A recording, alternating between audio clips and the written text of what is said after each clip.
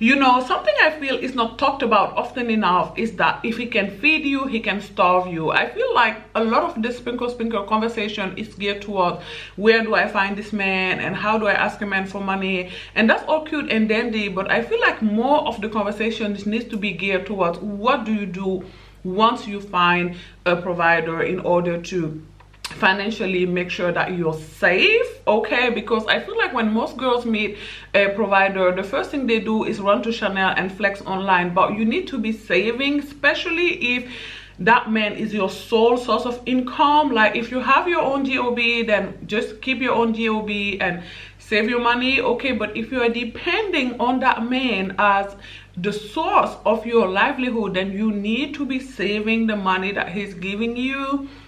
If you're getting $2,000, for example, every month from him, spend $500 and save the $1,500 for the day that you want to leave. Okay, you have no idea how many women are staying in relationship where there is verbal abuse, physical abuse, actual abuse, only because they have nowhere to go, because their livelihood depends on this man. I want you to think back of the story of the new trophy wife whose husband or ex-husband, I don't know if they're divorced by now, was literally actually molesting their own kids. Yes, you guys, the kids they had together, and she had to come to the internet and beg for a GoFundMe in order to be able to leave that man. So it can be very, very bad out here. Ladies, by the way, make sure you run background check on these men. Okay, a lot of men out here are mental. There are a lot of men out here that are not allowed around school, more men than you think, and you cannot always tell from looking at them. Okay, but if he can feed you, he can starve you. So make sure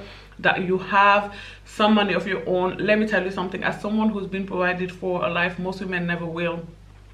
Nothing beats having your own money. Okay, wanting something and just reaching out to your purse, getting your card and just swiping it, baby, that is elite feeling. Okay, that is the best feeling that is out there. It's the best feeling since sliced bread. Okay, having to ask somebody every time you want something, babe, you know, I saw this thing on TikTok, do you think that's hell? That is a literal hell. Okay, so make sure you save your money. If you have a provider who is giving you pocket money every month, make sure you are saving most of it for the day you need to leave, or hell, just for the day you want to leave. Okay, and I want you to remember how Eniko Hart was 9 months pregnant. As a mom, I can tell you, baby, that 9th month is truly something. It's really gonna take a toll on you. Okay, and she had to deal with sex tapes of her husband being released, him being raw dogging somebody on the back of a car,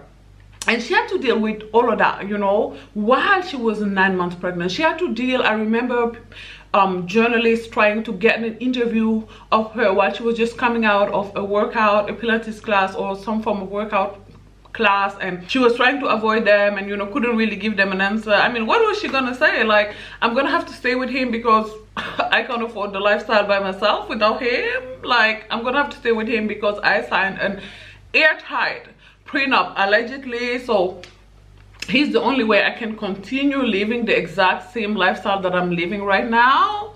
Baby, that legit sounds like hell to me. And honestly, the amount of energy most women will have to put into finding a provider, because let's just do a little math here. Most men make 55K. Now, there is no way in hell a family of 4, hell, not even a family of 3 can live off of 55K.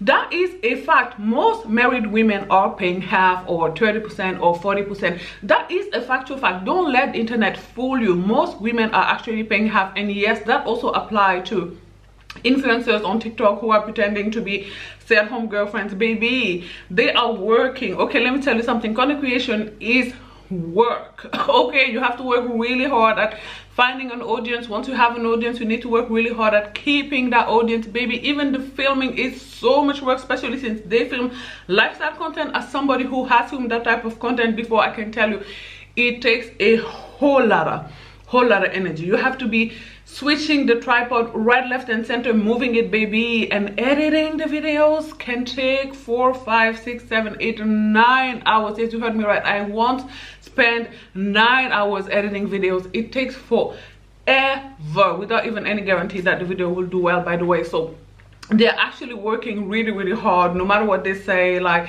I know they're claiming that, you know, they're being taken care of or whatever. Then why do they have to sell the courses? Like, it will never sit right in my spirit, you having to sell $100 course when you say you have a gazillionaire taking care of you. That don't even make sense.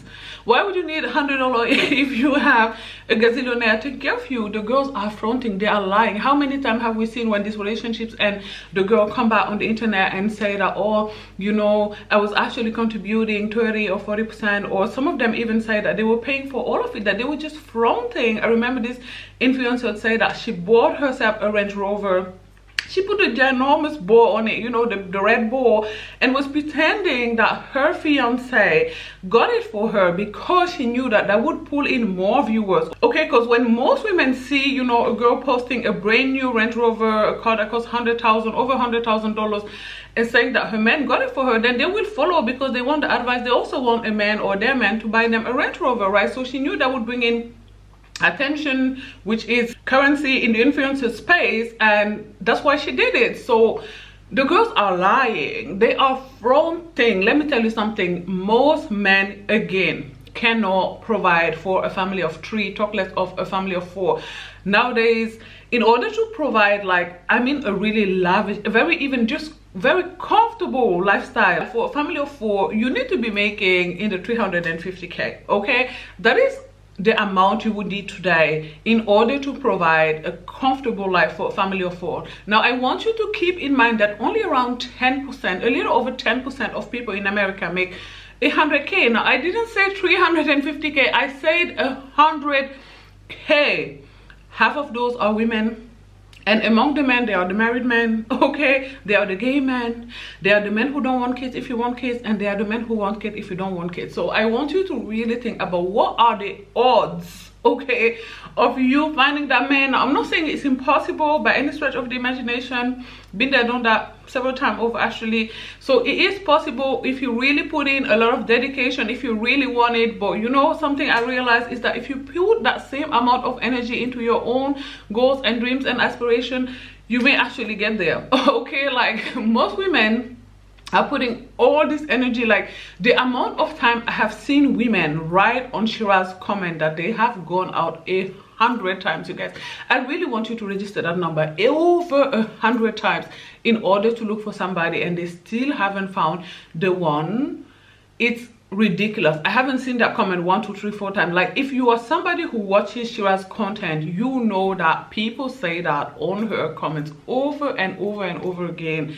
People say, I've been out a lot, I get approached, but it's not the one. And her only answer over and over again is just keep going, you know, keep trying, you're gonna find someone eventually, blah blah blah, ta ta ta. Now imagine putting that same amount of energy in a degree or in a business. I promise you, if most women put the same amount of energy that they are putting in trying to find a man that will eventually provide for them in themselves, they would actually become the millionaire they're looking for. No shade, no tea. Like, seriously, they would. You know, if you put in that energy in getting a degree, your own business venture, like, eventually you're going to be successful, and then, you know, you're going to have your own money, and you're not going to need a man in order to literally survive, in order to literally eat.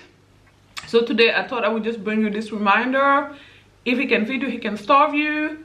And literally nothing, absolutely nothing beats having your own money.